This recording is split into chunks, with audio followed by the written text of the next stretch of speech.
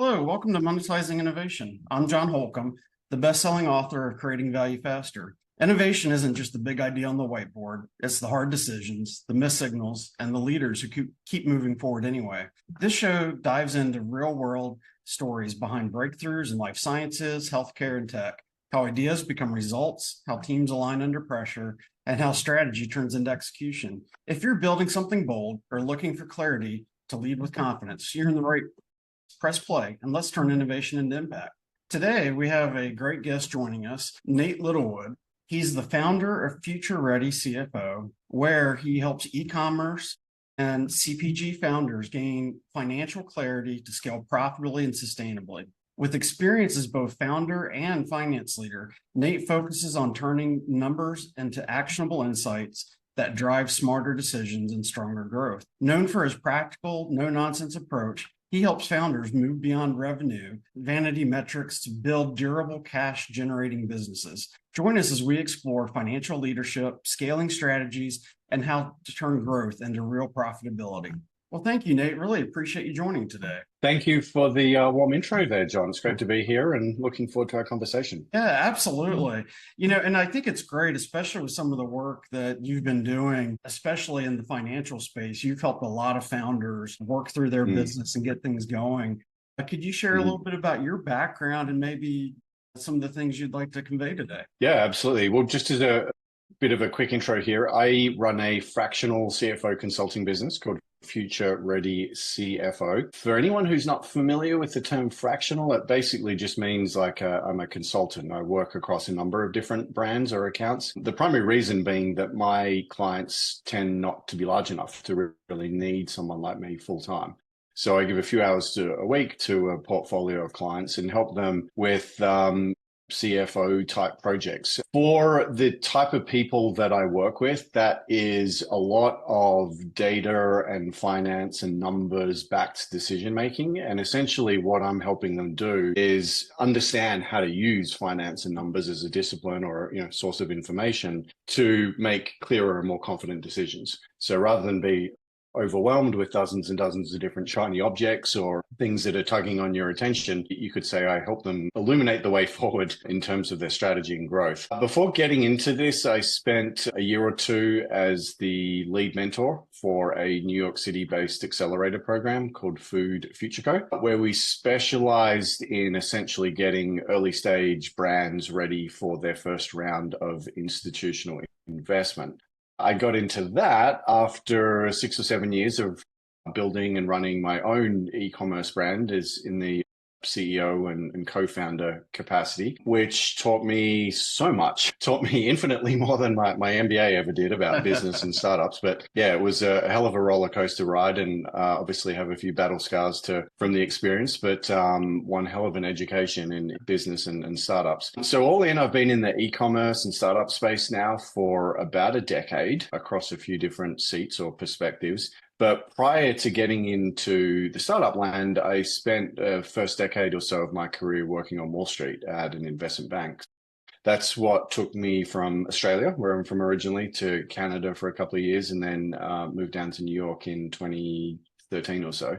So I guess you could say my career is summarized by roughly half working in big finance, understanding how business numbers in the financial world works, and then another decade or so working in the startups. I think that's such a great perspective too, right? Because it gives you the grounding, right, of some of those mature businesses and how those financial metrics work. And then you are able to also see how important that is for startups, right, to get through some of those difficult periods and work through those. Yeah. It certainly taught me a lot about, finance theory and finance literacy. But probably more so, I think some of the most valuable lessons I learned from that era was just how to tell stories about numbers, right? How to look at a bunch of data and numbers, a P&L and cash flow statement, and, what story or narrative should you have here? And how can you sell this? How can you talk about the problems that the business might have? And it's gotten to the point now where sometimes, maybe not all the times, but sometimes I can actually tell a founder's personality profile by looking at the financial statements. Looking at certain metrics, ratios, the way things are working and are not, I can deduce quite a lot about the personalities of the people behind this business just by looking at the numbers. And I think that makes a ton of sense because as you're working with some of these founders, right, they have different backgrounds, different expertise. How do you help folks turn that financial clarity into a competitive advantage, especially for some of these early companies? Yeah, absolutely. So I see founders move through typically 4 different phases when it comes to their relationships with finances. And the first is what I usually call the denial phase. And these are people who just, refuse to engage. Like, I don't understand. I don't want to understand. Get these spreadsheets and, numbers mumbo jumbo away from me. The unfortunate reality of people who have that sort of relationship is that the numbers are going to continue to exist, whether or not you choose to engage with them. And the truth is that numbers are really, and finances are really the performance scorecard of any business, right? Businesses exist to generate profit. And if your business is not generating profit and or cash flow, then there's something functionally wrong with it. And if you don't look under the covers and understand what those problems are, then you're not really going to be much of a hope to fix it. The next phase I call the overwhelm phase. And this is often at a point where people have attempted to look at the numbers and understand what's going on, and they have gotten overwhelmed. And it's commonly because they lack the context and benchmarks and reference points to really know what any of these numbers mean.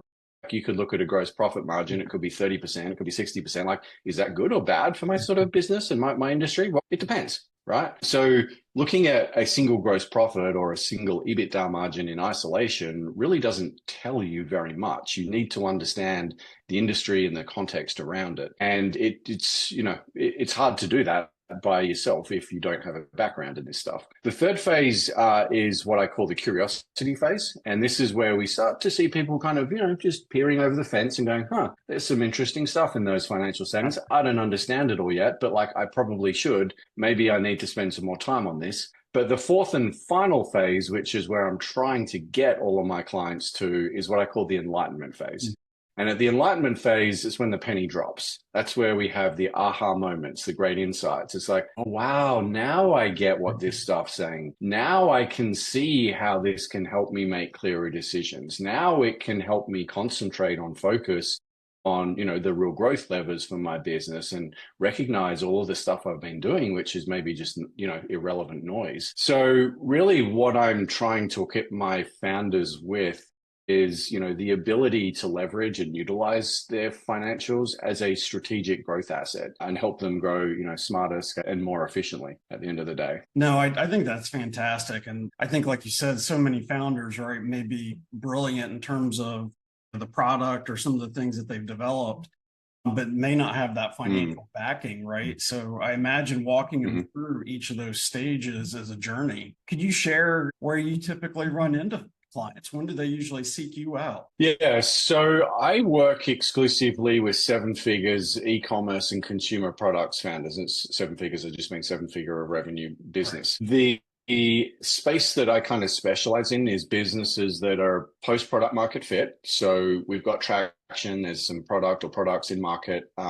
We've proven to ourselves that customers actually want this product and they're willing to pay real money for it. And, we're kind of at the point where we're saying, all right, this thing's got legs. But we're not yet at the point where we have a fully built org chart. We don't yet have a full marketing team or an ops and supply chain team. We don't have any of the SOPs and systems and processes in place. And I help as founders essentially get from that post-product market fit era into the real scalable business era. This is something that we can really, put some fuel on the fire and let it go. I enjoy that part of the growth cycle because it's fairly multidisciplinary, because there's a lot of variety. There's interesting challenges and problems. I am a fairly, clear analytical thinker, and amongst all that chaos and confusion, I'm pretty good at just finding the clear and sensible paths forwards.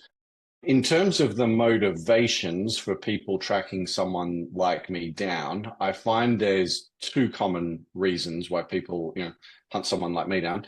The first is that there's some level of frustration with the financial outcomes they're generating. And this could be materializing in that they're not paying themselves enough. They're not paying themselves consistently because they're managing cash flow poorly and, needing to prioritize other things like inventory. Or maybe they're doing all of this work, generating millions of dollars a year, but none of it is accumulating in the bank account at the end of each month. And they're like, WTF, man, like what's the point of doing all this work if I'm not making any profit?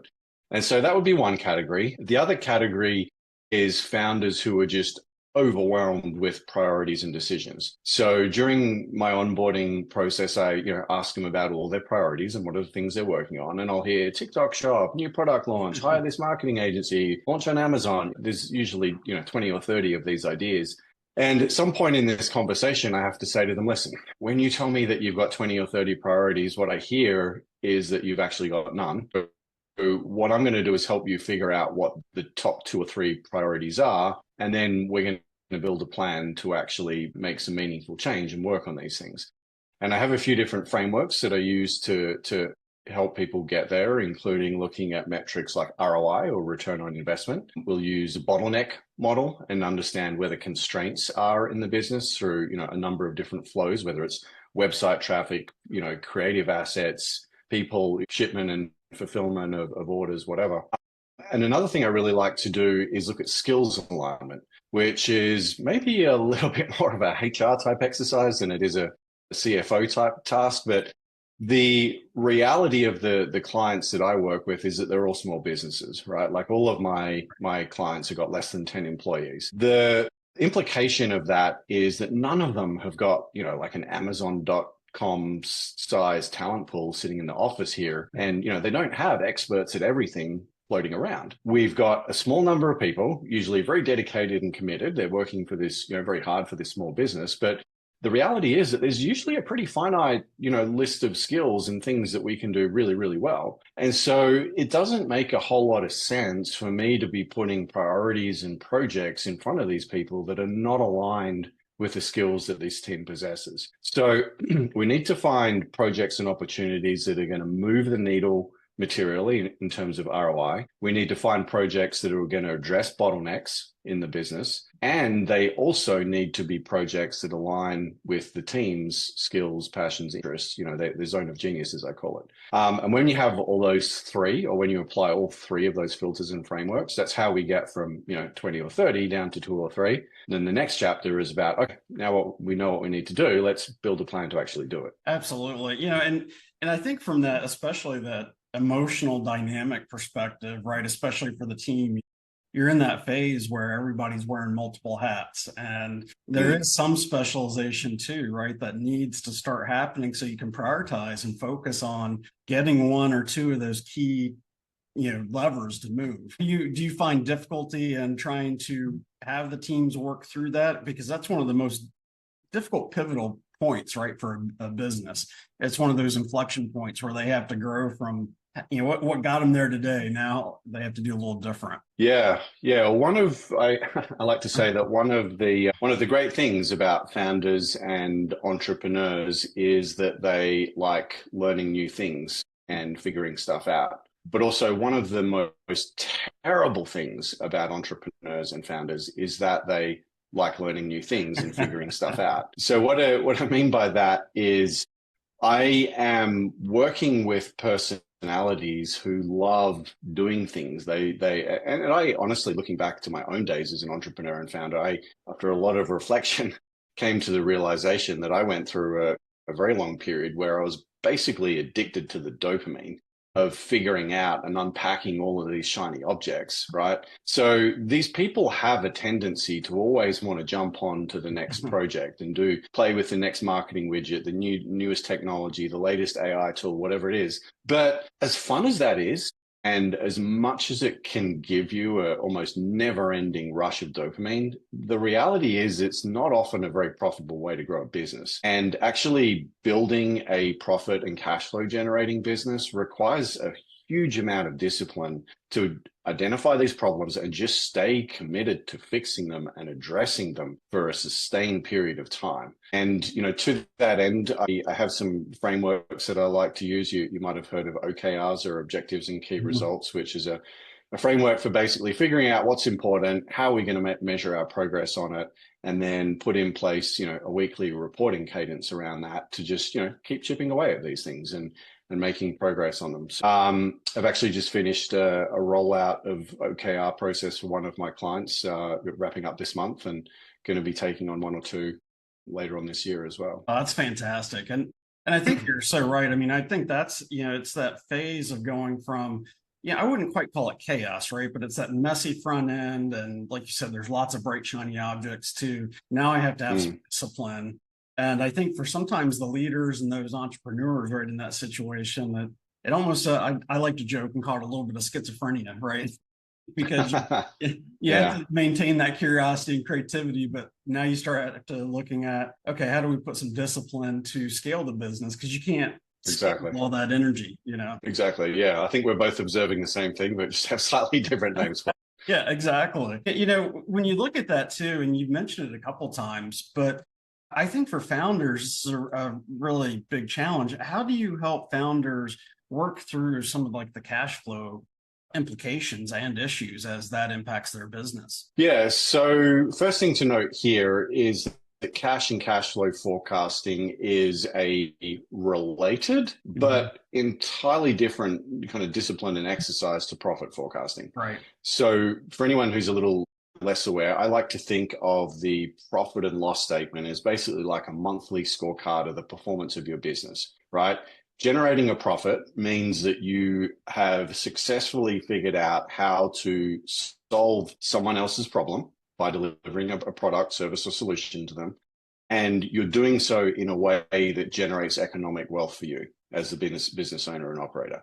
And the more problems you can solve for the more people, the more they will buy off you, and the more profit you'll generate. Okay. So the profit and loss is a little bit like, monitoring our track times. If we were a 100-meter Olympic sprinter, right? We want to know if we're going from whatever it is. I have no idea how fast they run, but 9.1 seconds to 8.2 seconds to, however fast they run. The cash flow statement is really about tracking and monitoring the oxygen and the blood and the nutrients that are going through our body, right? And there can be periods where we are have a profitable business, but have cash flow negative. The inverse can be true as well. And this disconnect between profitability and cash flow, it exists in most businesses, but it's especially problematic in physical goods businesses. And by that, I mean any business that carries inventory, because generally these businesses are buying inventory for months at a time, right? So if you're selling a widget, you're not buying, it's not like you're buying widgets off your supplier, or your manufacturer every single day. You're probably buying 3 or 4 months worth of widgets at a time. And when you have to deploy that cash for a 4-month supply of widget, you have a very large cash outgoing. And it's extremely likely that the revenue or income you generate that month when you paid for all your widgets is going to be less than what you had to invest in the inventory. So in these months where we're making these big inventory investments, we're very likely to be cash flow negative. And conversely, we've got a much better chance of being cash flow positive in the months where we do not have to purchase or invest in inventory. So, we need to be thinking about the profitability and the cash flow of these businesses and forecasting them as two different exercises. But I always say to people, like, the benefit of doing this and the reason why we invest time and effort into it is really about visibility, right? It's about having a clean windshield in your car. If you're hurtling down the highway at 100 miles an hour, you want to be able to see 2 or 3 miles ahead of you, because if there's an obstacle or a pothole and you can see it 2 miles out, you've got plenty of time to just gently twist the steering wheel, move one way, then you can kind of maneuver back. And that maneuvering could come in the form of running a sale or promotion. It could mean trimming overheads for a little while. Maybe you need to take out a loan in order to cover yourself for a bit. But if you don't discover that pothole until it's 20 feet in front of you, like, there's nothing you can do about it at that point. You're going to go hurtling into it. And, when you are on the brink of running into this huge cash flow crisis, that's when we get desperate. And desperate time called for desperate measures. And you get founders who are behaving and managing their business in a highly reactive state rather than proactive. That's often where bad decisions get made.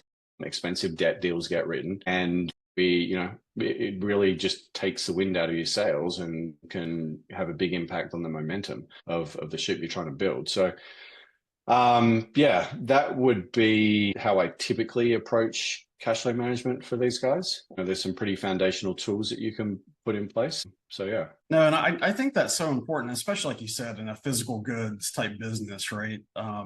Because those inventory cycles, the payment cycles, they all impact, right, where that cash flow cycle really comes in. So I appreciate you sharing that for the audience. You know, when you look at it, and you've talked about this a little bit as well, building that financial discipline, especially in those fast growth modes, how do you help the founders sort of balance that speed and experimentation they need to get done right for the business, but with the financial discipline? And you've touched on it a little bit, but I thought maybe you could go a little deeper. Yeah. So I guess there's some practical constraints here.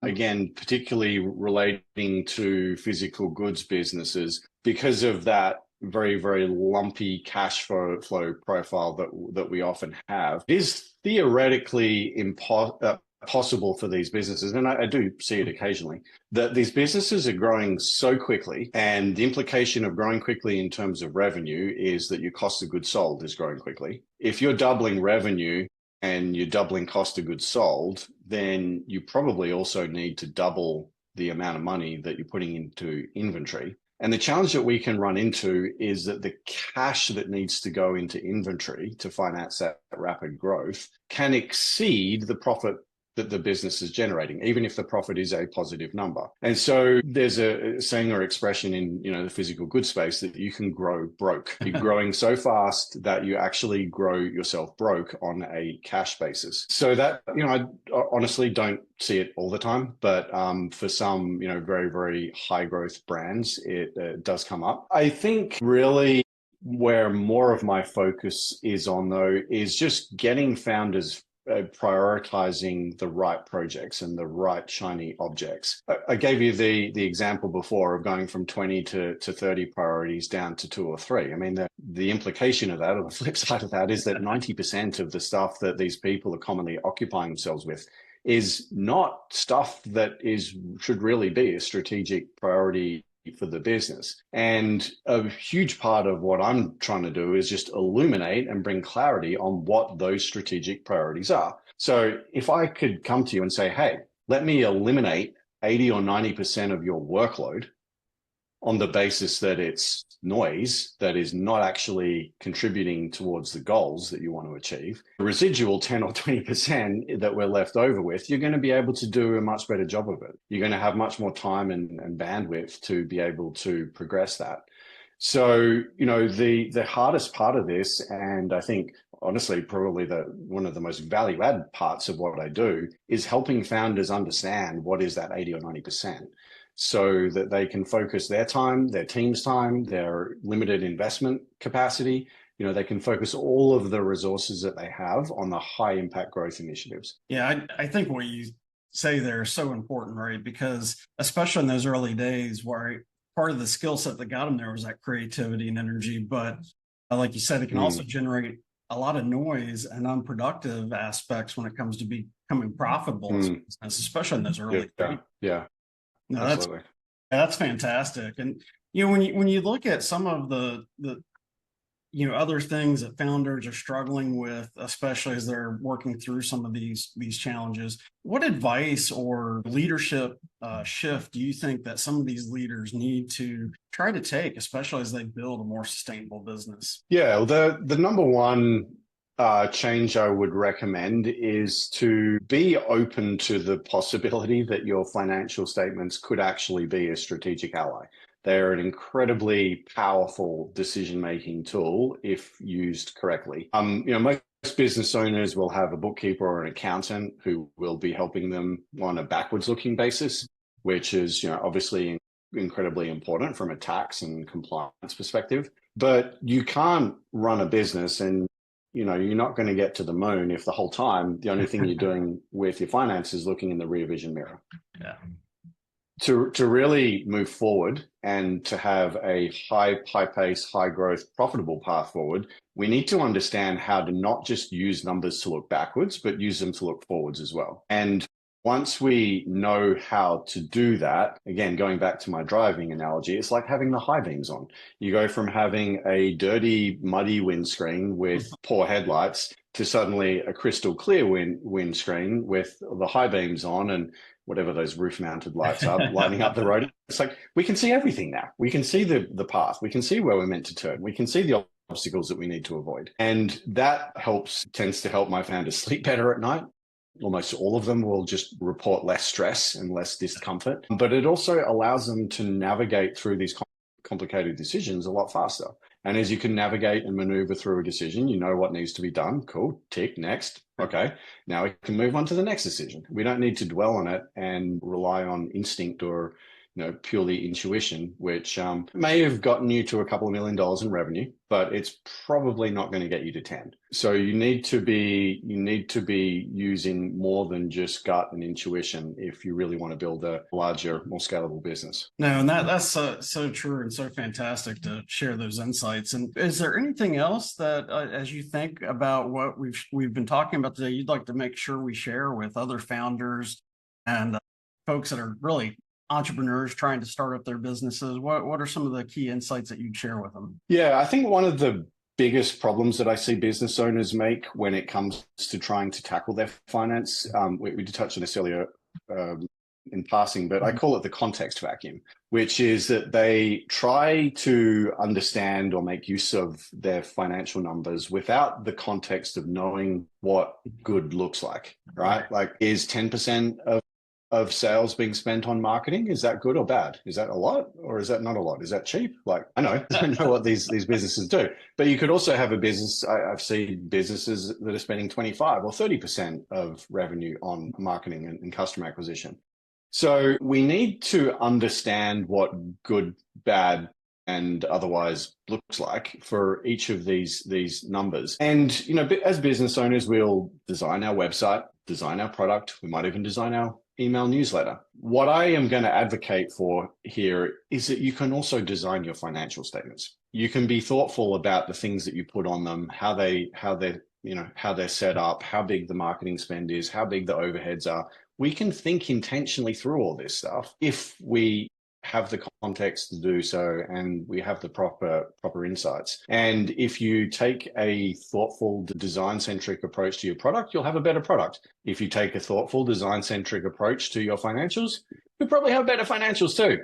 So that's my number one takeaway, I guess. Oh no, that's so fantastic. And maybe just one final question, if you don't mind, is when you look at especially entrepreneurs, and we hear it all the buzz, right, in terms of the news and everything else with AI. How do you see some of that impacting the financials of the businesses that you're helping and the founders that you're working with? Yeah. So I think in the physical goods industry, what AI is going to do is basically cause a redistribution of how people spend money across their business. So there was once a time, going back a few years, where there was a very, very clear divide in the consumer goods and e-commerce company in terms of those that could do branding and marketing and those that could not. Those who could do branding and marketing tend to be very good at customer acquisition, and they would usually grow quite quickly and have successful brands and businesses. Then there were those who couldn't,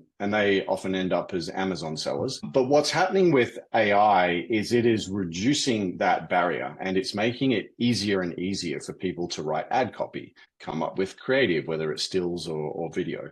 It's making it easier to manage ad accounts. And suddenly, we're seeing a lot more businesses that were previously locked out of that part of the industry getting access to it.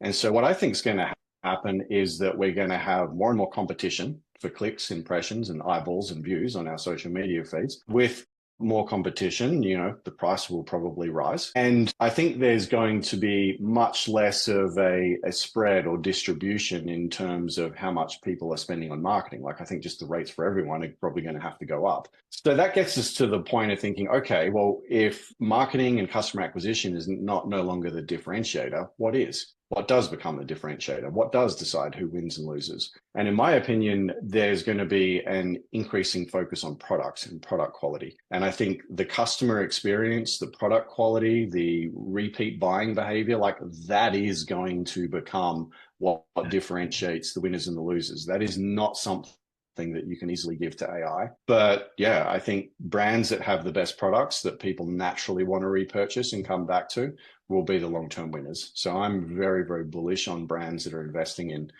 products, innovation, design, that sort of stuff. Absolutely. Well, Nate, this has been such a wonderful conversation today, and truly appreciate you sharing your insights. Is there any last things you'd like to share before we sign off? No, I think we've covered a lot of ground today, John. You've done a very well-researched, thorough job with the questions, and I appreciate the opportunity to come on and chat with you. No, likewise, and I'll look forward to hopefully having another conversation with you again here in the near future, because I think this was very insightful and impactful to the audience. Okay, Awesome. great. Thank you. I appreciate you having me on.